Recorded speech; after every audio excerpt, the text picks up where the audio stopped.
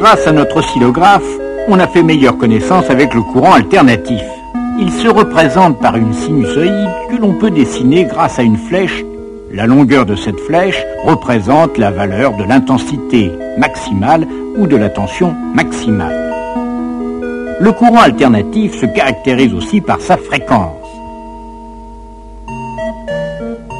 Maintenant, si nos messieurs veulent bien nous apporter notre circuit électrique élémentaire, nous allons le brancher sur une source alternative et étudier ce qui se passe. Les valeurs instantanées de l'intensité et de la tension aux bornes de la résistance ont une allure sinusoïdale. À tout moment, la loi fondamentale reste valable. De plus, les flèches intensité maximale et tension maximale sont exactement parallèles. Courant et tension sont, comme on dit, en phase. La tension est maximum quand le courant est maximum. La tension est nulle quand le courant est nul.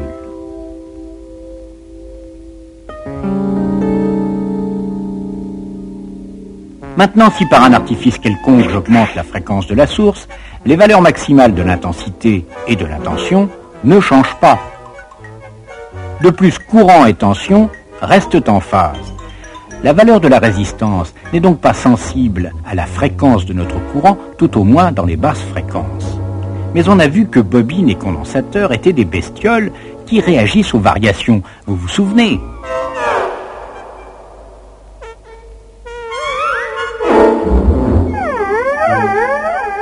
Or, le courant alternatif est une variation permanente. Et plus la fréquence est élevée, plus la variation est rapide, de sorte qu'il y a fort à parier que bobine et condensateur vont être sensibles à la fréquence du courant alternatif.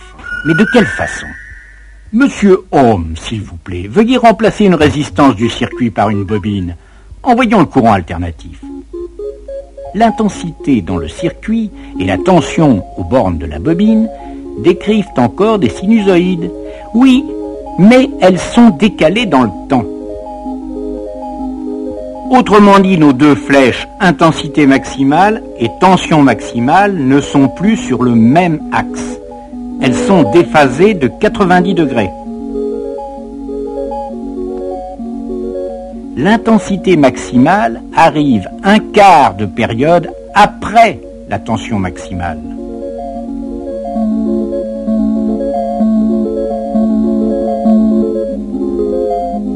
Et ce n'est pas tout. Si j'augmente la fréquence, voilà que l'intensité maximale dans le circuit se met à diminuer. Si je diminue la fréquence, l'intensité maximale augmente. Quant à l'autre compère, le condensateur, vous doutez bien qu'il va faire exactement le contraire.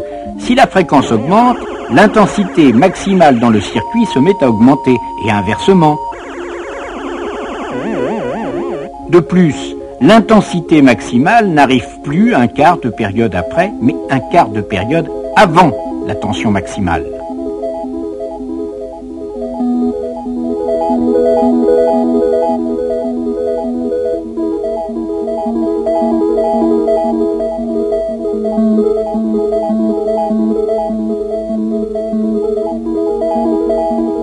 Ainsi, bobine et condensateur se comporteraient comme des résistances, et de fait on peut mesurer à leur borne une tension. Mais une résistance, elle, ne varie pas quand la fréquence augmente ou diminue. Elle laisse toujours passer la même intensité maximale. Tandis que bobine et condensateur, ce n'est pas du tout ça, on l'a bien vu.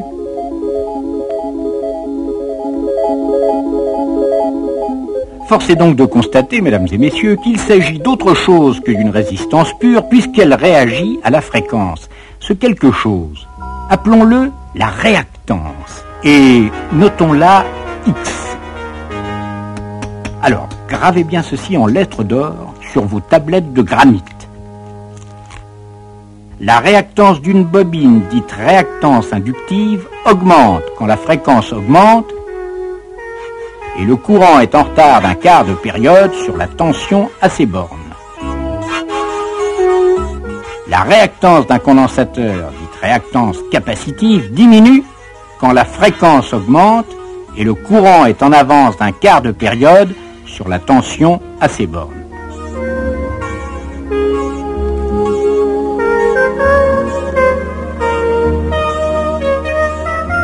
Quant aux formules précises des réactances, pour plus de détails, vous êtes prié, comme d'habitude, de vous reporter à votre professeur habituel.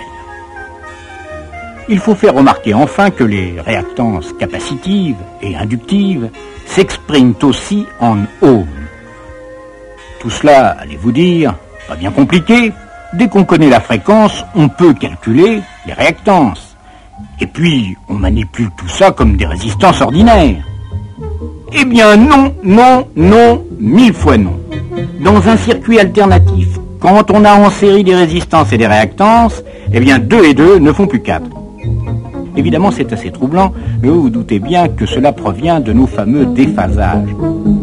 Je vois que nous avons parmi nous M. Fresnel, le grand spécialiste des flèches tournantes, qui nous fera le plaisir prochainement de nous expliquer ces mystères.